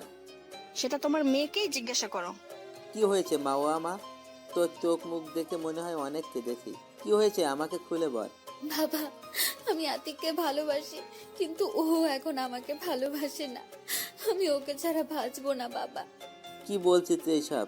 আর আতিক তো তোর ছোট। ছোট হলেও আমাকে ভালোবাসতো, কিন্তু আমি। তারপর আতিকের সাথে ঘটনা শুরু থেকে সব খুলে বলল মা। তাহলে এখন কি দোষ তো তোর? দোষ আমার, কিন্তু আমি এখন আতিককে সত্যি খুব ভালোবাসি। আমি আতিককে ছাড়া বাঁচবো না। এভাবে ভেঙে পড়িস না, আমি দেখছি কি করা যায়। চলো আমরা আতিককে বাসায় যাই।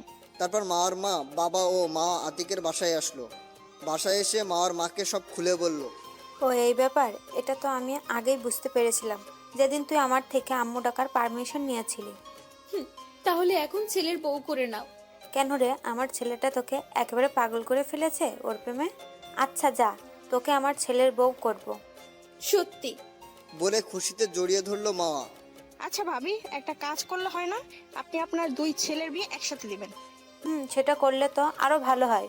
তবে এই বিয়েতে আতিককে একটা প্ল্যান করে রাজি করাতে হবে। কিন্তু কিভাবে? শোনেন। তারপর মা ও তার মাকে প্ল্যান বুঝিয়ে দিল। কিন্তু এটা করলে তো আতিক আমার প্রতি আরো রেগে যাবে। এই বিয়ের পর সব রাগ ভাঙানোর দায়িত্ব তোর। এখন তুই পারবি কিনা বল। তুমি যা বলবে তাই পারবো, শুধু আতিককে পেলেই হবে। তারপর মা এবং আন্টি বাসায় চলে গেল। এদিকে আতিক ক্লাস করে বাসায় আসলো। বাসায় এসে দেখতে পায় মা বাবা দুইজনেই কি যেন কথা বলছে। আতিককে দেখেই থেমে গেল। তোর এই কাজটা করতে লজ্জা করলো না? ছি, তুই এত খারাপ। এ কি বাবা, আমি কি করেছি? তোমরা আমার সাথে এভাবে কথা বলছো কেন? কি করব মানে? তুমি কি জানো না মামা তোমার বাচ্চার মা হতে চলেছে? আর তুই বলছিস কিছু করিনি?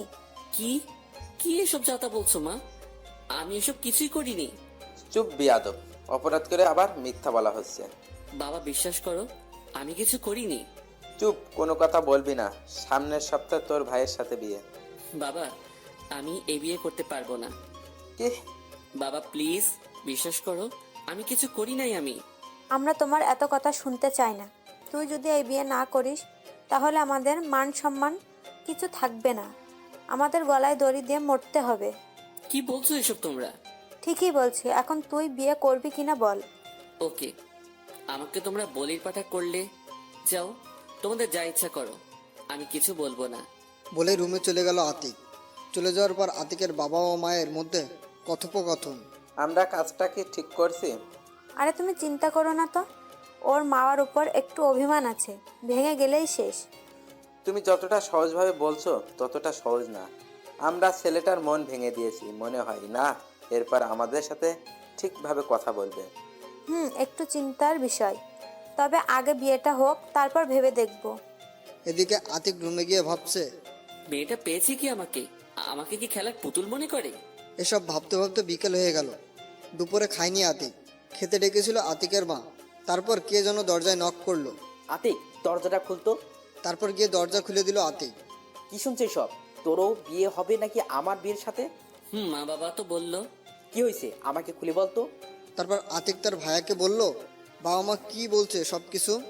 তোমার মনে হয় কি আমি এসব কিছু করেছি? আমি জানি তুই এসব কিছু করিসনি। তখনই আতিকের ভাইয়ের ফোনে কল আসলো। আমি আসছি, তোর ভাবি ফোন দিয়েছে, এই ব্যাপারে ওর থেকে একটু পরামর্শ নেই।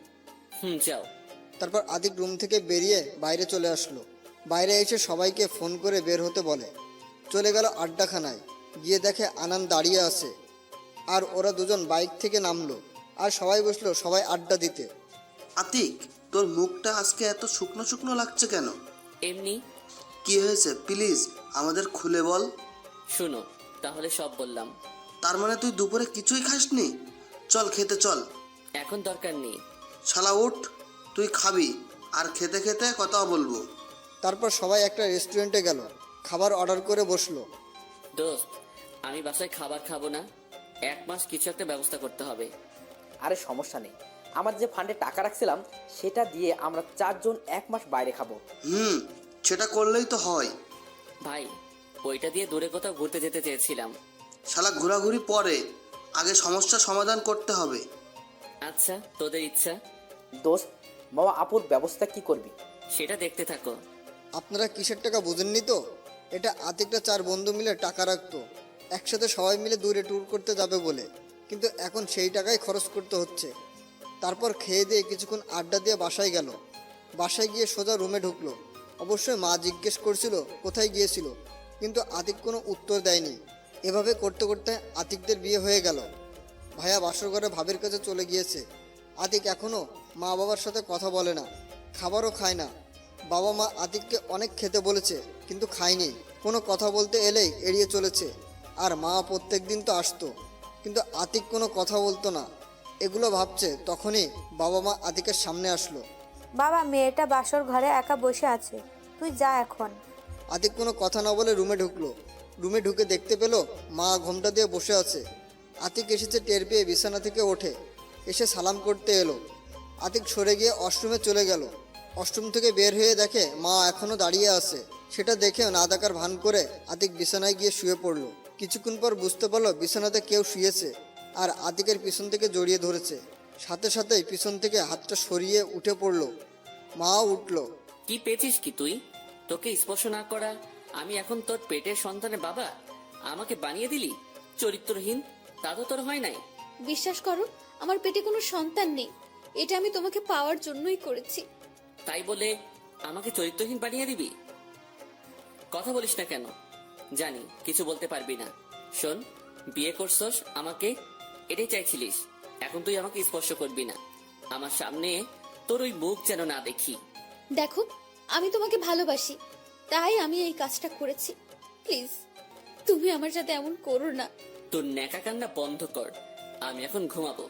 আমি এই মাঝখানে কোলবালিশ রেখে দিয়েছি, এর এই পাশে ভুলেও আসবি না। মা কিছু না বলে চুপচাপ কান্না করছে। সেদিকে চোখ না দিয়ে শুয়ে পড়ল। আতিক কখন যে ঘুমিয়েছে নিজেও জানে না। কারো কান্নার আওয়াজে ঘুম ভেঙে গেল। জায়নামাজে বসে মা হাত তুলে কান্না করছে। আতিকের একটু কষ্ট লাগলো, কিন্তু ওর দেয়া কষ্টগুলো আতিকের মনে পড়ে গেছে, তাই চুপ করে ঘুমালো। একটু পরে ঘুম ভাঙলো কারোর ডাকে। তাকিয়ে দেখলো একজন পদ্মাশীল মেয়ে।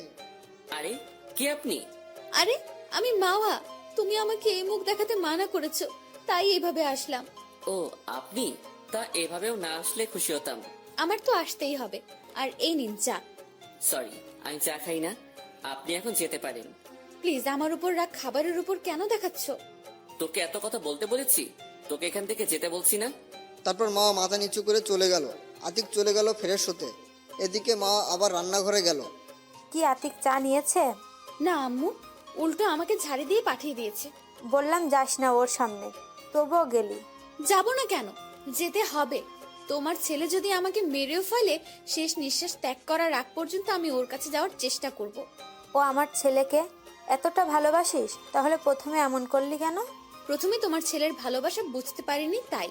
এখন তোমার এর জন্য অনেক কষ্ট করতে হবে। তাই তো করছি আমি। ও তোমার ভালোবাসায় অনেক কষ্ট পেয়েছে, তা আমি ওর সাথে কথা বলে বুঝতে পেরেছি। তাই তোমাকে ওর ভালোবাসা পেতে হলে অনেক কষ্ট করতে হবে। আচ্ছা ভাবি, আপনি একটু হেল্প করেন আমাকে।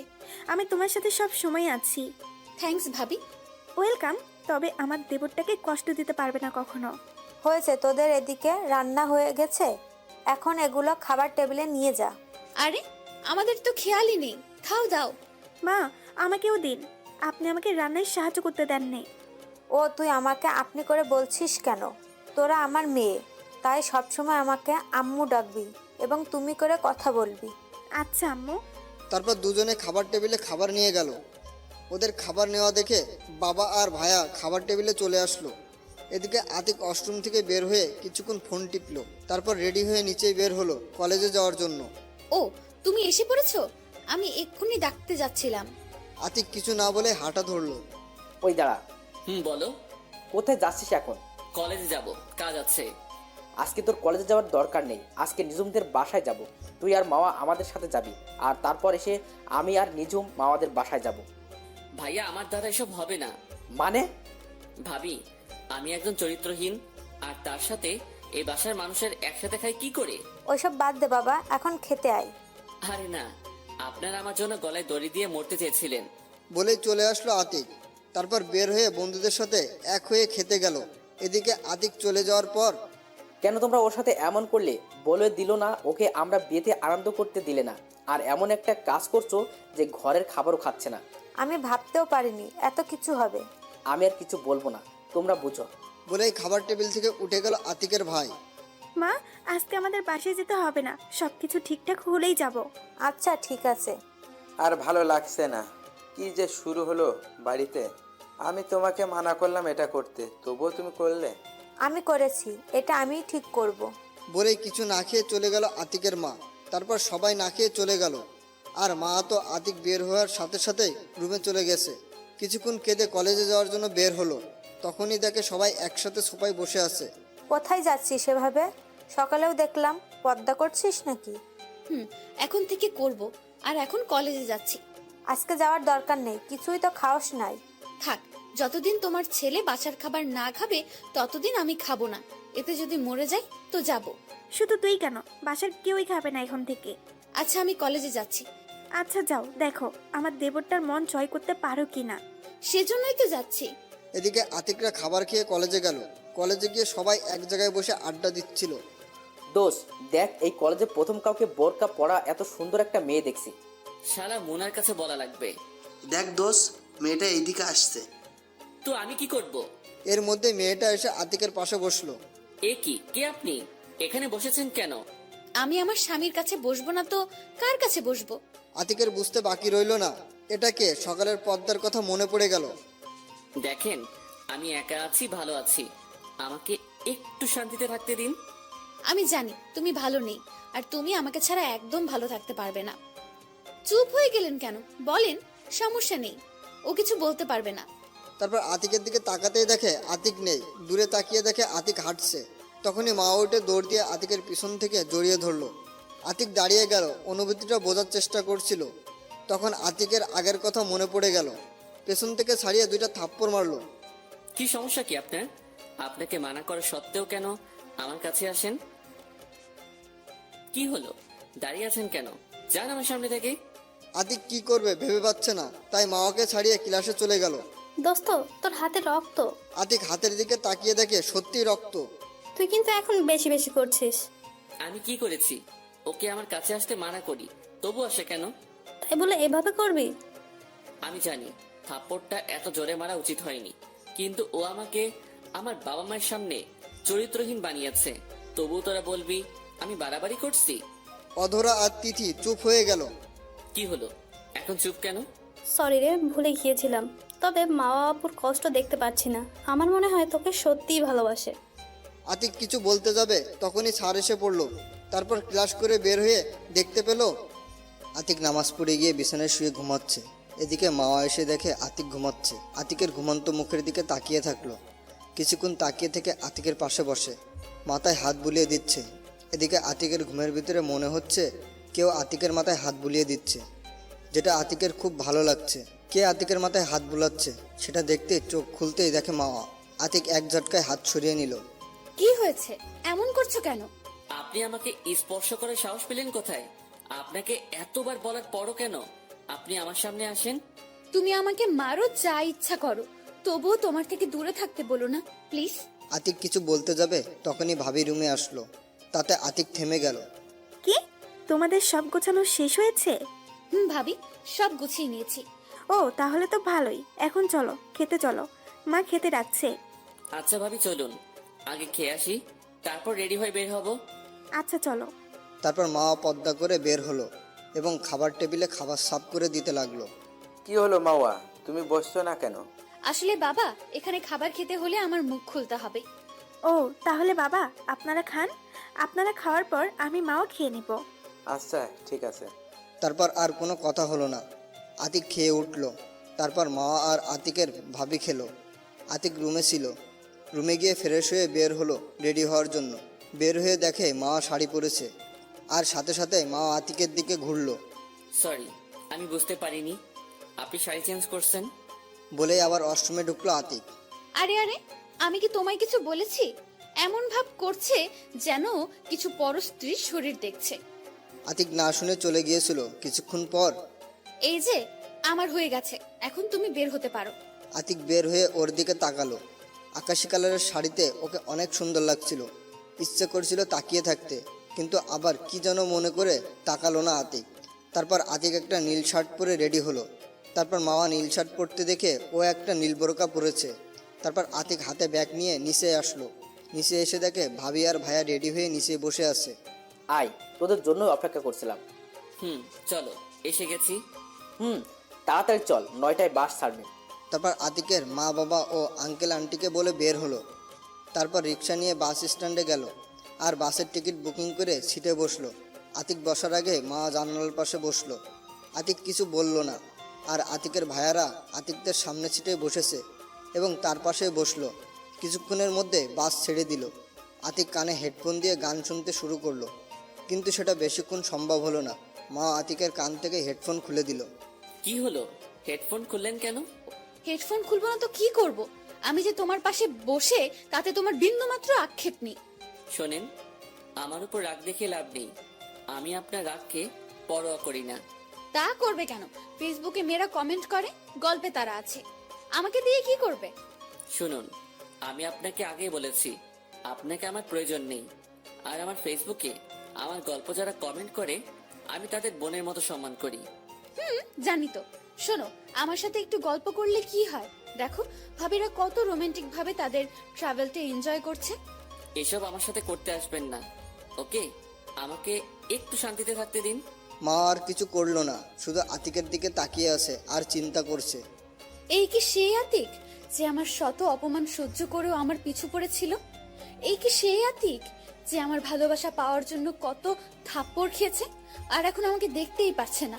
না, ওর উপর অনেক অত্যাচার করেছি, তাই আমাকে ওর দেওয়া কষ্ট সব সহ্য করতে হবে। এটা ভাবতে ভাবতে কেঁদে দিল মা। এদিকে আতিক গান শোনা অবস্থায় মাওয়ার দিকে তাকাতেই দেখে কাঁদছে। আতিক ভাবতে লাগলো, এতটুকুতেই এই অবস্থা? আর আমাকে কত কষ্ট দিয়েছে। কাঁদো কাঁদো, তোমাকে আরো অনেক কষ্ট সহ্য করতে হবে। তারপর বিকেলবেলা বাস পৌঁছে গেল। ভাবি, আপনার কোনো বোন আছে? আছে, কেন? একটু লাইন মারতে হবে না? আচ্ছা, বাড়ি চল, তারপর লাইন মারিস। কিসের লাইন মারবে ভাবি? তোমার বোন যদি ওর আশেপাশে আসে না, তাইলে কিন্তু একেবারে মেরে ফেলবো। হয়েছে, থাক, এখন চল। আমি রিক্সা নিয়ে এসেছি এবং যা যা লাগবে তাও নিয়ে এসেছি। তারপর আতিক আর মাওয়া একটা রিক্সা এবং ভায়া ভাবিকে একটা রিক্সায় উঠালো। কিছুক্ষণের মধ্যে নানা বাড়ি পৌঁছে গেল। তারপর তাদের সাথে কথা বলে রিক্সা আবার নিয়ে চলে গেল ভাবিদের বাসার সামনে। রিক্সা থেকে নামার পরে মা আতিকের হাত ধরলো। এ কি, হাত ধরছেন কেন? আপনি হাত ছাড়ুন। হাত ছাড়বো মানে? আমি হাত ছাড়তে পারবো না, তুমি যা করার করে নিও। বাসার দিকে তাকিয়ে দেখে অনেকে আতিকের দিকে তাকিয়ে আছে, তাই আর কিছু না বলে ওইভাবে বাসায় যেতে লাগলো। বাসার ভিতরে গিয়ে সবার সাথে কুশল বিনিময় করলো। তখনই দেখে আতিকের দিকে একটা 7 থেকে 8 বছরের মেয়ে দৌড়ে আসলো। এই মেয়ে, তুমি আমার বিয়াই মশাইয়ের হাত ধরে আছো কেন? আমি হাত ধরেছি আমার স্বামীর, তাতে তোমার কি? কি? ওসব স্বামী টামি হবে না, এখন আমি বিয়াইয়ের সাথে প্রেম করব। ওই মেয়ে চুপ! তোর বয়স কত যে আমার স্বামীর সাথে প্রেম করতে চাস? ওই, একদম আমার সাথে রাগ দেখাবে না, ওই হাত ছাড়ো। বলেই জোর করে হাত ছাড়িয়ে নিল মেয়েটা। ওই চুপ, একদম চুপ, কোনো কথা বলবে না। আমি এখন বিয়াইয়ের সাথে প্রেম করব। মাকে ধমক দিয়ে থামিয়ে এখন সবাই গোল হয়ে কাহিনী দেখছে আর হাসছে। আচ্ছা বিয়াইন, তোমার নাম কি? I love you. I love you, এটা আবার কেমন নাম? তুমি আমাকে আই লাভ ইউ বলেই ডাকবে। না, তুমি ওকে এটা বলে ডাকবে না। এই, তুমি চুপ থাকো, আবার আমাদের মাঝে কথা বলছো। দেখছো না বড়রা কথা বলছি? আর তুমি জানো না বড়দের মাঝে ছোটদের কথা বলতে নেই? আই পুচকি, তুই আমার থেকে বড়? আমার বয়স 7 বছর। দেখো না তোমার স্বামীর সাথে প্রেম করছি, আর তোমাকে ডিভোর্স দিয়ে আমাকে বিয়ে করবে। কি? এত অবাক হওয়ার কিছু নেই। আচ্ছা, আমার আই লাভ ইউ তোমার আসল নাম কি? বলেই মেয়েটাকে কোলে নিল আতিক। আমার নাম নদী ওরফে তোমার আই লাভ ইউ। হয়েছে নদী, তোর আই লাভ ইউকে ছাড়, না হলে ওই মেয়েটা তোর আই লাভ ইউকে মারবে। কি এত বড় সাহস! শোনো, আই লাভ ইউ ওই মেয়েটা তোমাকে কিছু বলে, তাই তোমাকে বলবে আমি সব চুল ছিঁড়ে ফেলবো। মা রাগি চোখে তাকালো নদীর দিকে। আচ্ছা আই লাভ ইউ, এখন আমাকে তোমার রুমে নিয়ে যাও। আমি এত দূর জানি করে এসেছি, আমার ক্লান্ত লাগছে। কি বলো এসব? তাড়াতাড়ি রুমে চলো, তোমার শরীর খারাপ, আমাকে আগে বলবে না? মা রাগি চোখে আতিকের কাহিনী দেখছে। আচ্ছা চলো, আমি তোমাদের রুমে নিয়ে যাচ্ছি। বলে মাকে ইশারায় আসতে বলে হাঁটা ধরলো রুমের দিকে। তারপর আতিক ভাবির পিছনে পিছনে রুমে গেল। সত্যি শরীরটা ক্লান্ত লাগছে তার। আচ্ছা আই লাভ ইউ, এখন আমি একটু ঘুমাবো, তুমি এখন যাও, বিকেলে তোমাকে নিয়ে কালকে ঘুরতে যাব। আচ্ছা তুমি ঘুমাও, আমি তোমার মাথায় হাত বুলিয়ে দিচ্ছি। থাক, তার আর দরকার নেই, তুমি যাও। আচ্ছা ঠিক আছে, যাচ্ছি। আর হ্যাঁ, তোমাকে যেন আমার আই লাভ ইউ এর পাশে না দেখি।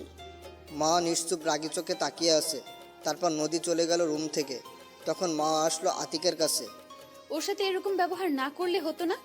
আমি আমার যা ইচ্ছা তাই করব, সেটা আপনাকে জিজ্ঞাসা করতে হবে না। আচ্ছা, আমাকে বলতে হবে না তুমি অসুস্থ, শুয়ে পড়ো, আমি মাথায় হাত বুলিয়ে দিচ্ছি।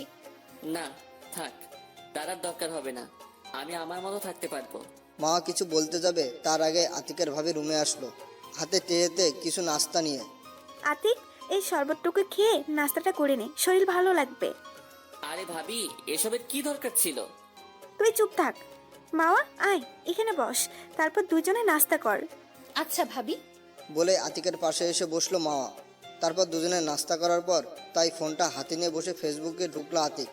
তারপর কিছুক্ষণ বন্ধুদের সাথে চ্যাটিং করে আইডি লগ আউট করে নিচে গেল আতিক। তখনই মা আতিকের পিছনে নিচে আসলো। আতিককে দেখে নদী দৌড়ে আতিকের কাছে আসলো। I love you. তোমার শরীরটা এখন কেমন আছে? I love you.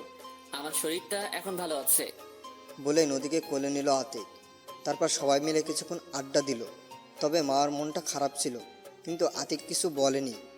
আড্ডা শেষে ভাবি সবাইকে খাবার টেবিলে নিয়ে গেল। আতিক ভাইয়া, তালুই এবং ভাবির কিছুর আত্মীয় টেবিলে বসেছিল। মা বসেনি, কারণ ভাবির সাথে খাবে। টেবিলে খাবারের দিকে তাকিয়ে তো মাথা নষ্ট হয়ে গেছে। ভালোই হয়েছে, ভাইয়ার সাথে এসে এখন আতিকও জামাইয়ের মতো খেতে পারবে। তারপর সবাই খাওয়া শুরু করলো। আতিক যতই না করছে, তবুও ভাবি আতিকের খাবার দিয়েই যাচ্ছে। যাই হোক, অনেক কষ্টে খাবার খেলো আতিক। আরে বাবা, এতে এই অবস্থা, কালকে থেকে আরো বেশি কিছু আয়োজন করা হবে। কি বলছেন এসব? তালি, আমি তো কিছু খেয়েছি, আর ভাইয়া তো কিছুই খাচ্ছে না ঠিক মতো। তাই তো হাবিব বাবা, তুমি ঠিক মতন খাও, এত লজ্জা পেতে হবে না, এটা তো তোমারও বাড়ি। জি বাবা। তারপর আতিক আর আতিকের ভাইয়া খাবার শেষ হলো। এরপর দুজনে উঠলো। আতিক ভাইকে বলে রুমে চলে আসলো, আর সেও রুমে গেল। আতিক বিছানায় বসে এফবি চালাচ্ছিল। তখনই নদী আতিকের রুমে আসলো। কি করছো? I love you. এই তো কিছু না, এমনি বসে আছি। ও, আমি কার্টুন দেখবো, আমাকে কার্টুন দেখাও। আচ্ছা আসো, আমি দেখাচ্ছি। তারপর কিছু কার্টুন নামিয়ে দিল আতিক। আতিক পাশে বসে সেগুলো দেখছে। কিছুক্ষণ পর মা আসলো। এই, তুমি এখানে করো কি? যাও, রুমে যাও। আই মে, তুই যাবি এই রুম থেকে? একদম আমার মেজাজ গরম করবি না। আমি এখানেই ঘুমাবো, দেখি তুমি আমার কি করতে পারো। বলে আতিকের গলা ধরে শুয়ে পড়লো। এটা দেখে মা রেগে আগুন। ও আজ পর্যন্ত আতিকের গলা ধরতে পারেনি, আর সেখানেই এই পিচ্ছি মেয়ে। কি বললি তুই? আর তুই গলা ধরলি কেন? ছাড় বলছি। বলে আতিকের দিকে এগিয়ে আসলো মা। আরে আরে থামুন। না, আমি থামবো না, ওকে তোমার গলা ছাড়তে বলো। আরে আপনি কি পাগল নাকি? ওর মতো বাচ্চা মেয়ের সাথে এরকম ব্যবহার করছেন? আরে নদী, অনেক হয়েছে, এখন আসো। আচ্ছা, আমি আসছি। বলে রুমে চলে গেল নদী। মা তারপর দৌড়ে বিছানার উপর উঠে আতিকের গলা জড়িয়ে ধরল। আতিকের মেজাজটা গরম হয়ে গেল। সাথে সাথে এক ধাক্কা দিল। মা আতিকের ধাক্কার তাল সামলাতে না পেরে পড়েই পায়ে ব্যথা পেল। পা থেকে হালকা রক্ত বেরোচ্ছে। মা উঠে দাঁড়াতে পারছে না, তবুও উঠে ছলছল চোখে আতিকের দিকে তাকালো, যেটা দেখে আতিকের খারাপ লাগলো। আতিক ওকে কিছু বলতে যাবে, তার আগেই উঠে বিছানার উপর শুয়ে পড়লো মা। সরি, আসলে আমি বুঝতে পারিনি। আরে সমস্যা নেই, তুমি ঘুমাও। দেখি, এখন একটু রক্ত বেশি বের হচ্ছে। তারপর আতিকের ভাইয়াকে কল দিল। ভাইয়া, ভাবি কোথায়? কেন, ও তো এখনো নিচে। আচ্ছা ভাইয়া, ফোন করে আমাদের রুমে একটু আসতে বলো। কেন, কি হয়েছে? মামা একটু অসুস্থ হয়ে পড়েছে। আচ্ছা বলছি। তারপর ফোন কেটে আতিক কিছুক্ষণের মধ্যে ভাবি চলে আসলো। কি হয়েছে মামার? কি বলছো না কেন? আসলে ভাবি ওয়াশরুম থেকে বের হওয়ার সময় দরজার লেগে পা কেটে গেছে। আরে এত বেখেয়ালি হলে হয়, দেখে শুনে চলাফেরা করবে তো। বলে রুম থেকে বের হলো আতিকের ভাবি। তারপর হাতে একটা বক্স নিয়ে আসলো। তারপর তুলা দিয়ে রক্ত মুছে ড্রেসিং করে ব্যান্ডেজ করিয়ে দিল। তারপর ভাবি সতর্কভাবে চলতে বলে রুম থেকে চলে গেল। আতিক ভাবতে লাগলো, না, মেয়েটার সাথে এখন একটু বেশি করে ফেলেছি। এখন মেনে নিতে হবে, না হলে আমার পাঠকরা আমাকে মেরে ফেলবে। কিন্তু কিভাবে মানাবো? এগুলো ভাবতে ভাবতে মার কাছে গেল আতিক। ওর পায়ের কাছে গিয়ে শাড়িটা হালকা উঠিয়ে হাঁটুর নিচে ওর ক্ষতস্থানের উপর হাত রাখলো আতিক। ব্যথা বেশি পেয়েছো? আমি বুঝতে পেরেছি, আমি সত্যি খুব দুঃখিত। না থাক, ঠিক আছে, সমস্যা নেই। রাগ করতে পারো আমার উপর, কিন্তু আমার কিছু করার নেই। আতিকের কথা শুনে মা আর কিছু বলল না, আর আতিকও কিছু না বলে ওর পাশে শুয়ে পড়ল।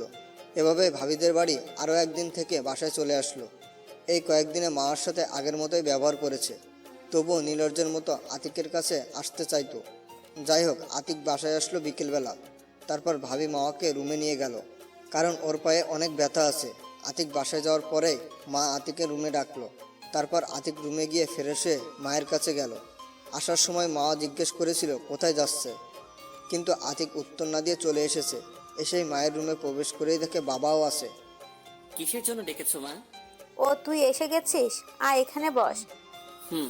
এখন বলো। আমি জানি বাবা, মাওয়ার সাথে তোর সম্পর্ক এখনো ঠিক হয়নি এবং ওর পায়ের ব্যথার পিছনে তোরই হাত আছে, হয়তো অনিচ্ছাকৃত। আতিক মাথা নিচু করে দাঁড়িয়ে আছে। শোনো বাবা, আসলে মাওয়া তোমার বউ করার ইচ্ছে ছিল তোর মায়ের, কিন্তু একই মেয়ে মাওয়া তোর সাথে অনেক খারাপ ব্যবহার করেছিল। তবে তোর ভালোবাসা পরে বুঝতে পারে, তবে তুই মেনে নিসনি। তাই মাওয়া আমাদের কাছে এসে অনেক কান্নাকাটি করে, তাই তোর মা প্ল্যান করে তোদের বিয়ে দেয়।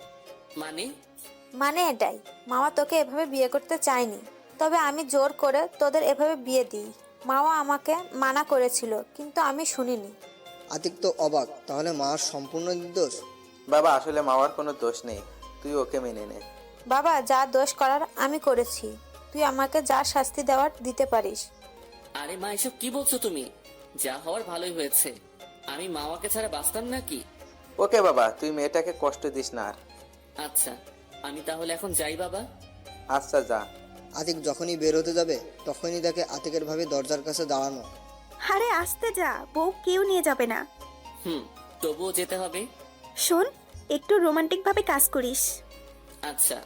বলে রুমের দিকে গেল আতিক। রুমে গিয়ে দেখে মা মন খারাপ করে বসে আছে। আতিক কিভাবে শুরু করবে বুঝতে পারছে না। কি করছো? এখন পায়ে ব্যথা কমেছে?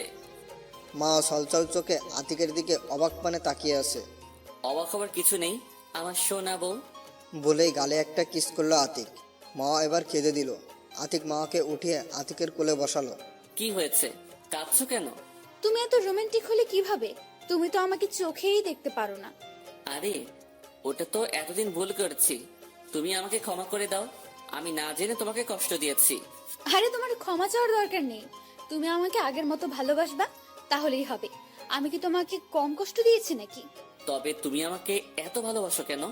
আমি তোমার মাঝে আমার জন্য নিঃস্বার্থ ভালোবাসা দেখেছি। তাই? তাই এখন আমাকে একটু আদর করো। আমার কোলে বসে আছো, তারপরও আদর লাগে নাকি? আমার লাগে। তুই আদর করবি নাকি বল? সরি, আমি রেগে তুই বলে ফেলেছি। আচ্ছা, আর বলবে না।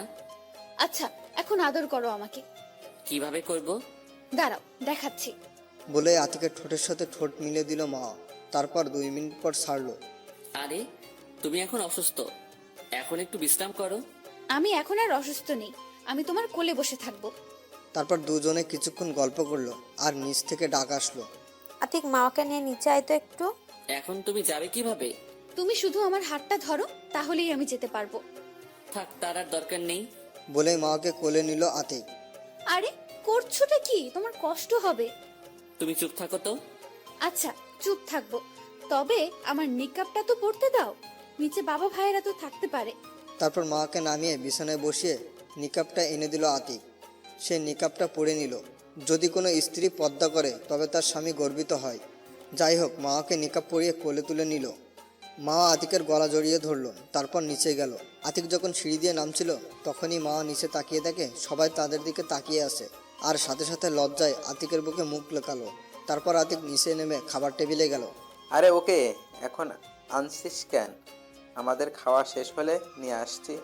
সমস্যা নেই বাবা, আপনারা খান, আমি এখানে খাওয়া শেষ হলে পরে খাবো। আচ্ছা। বাবা, আর একটা কথা ছিল।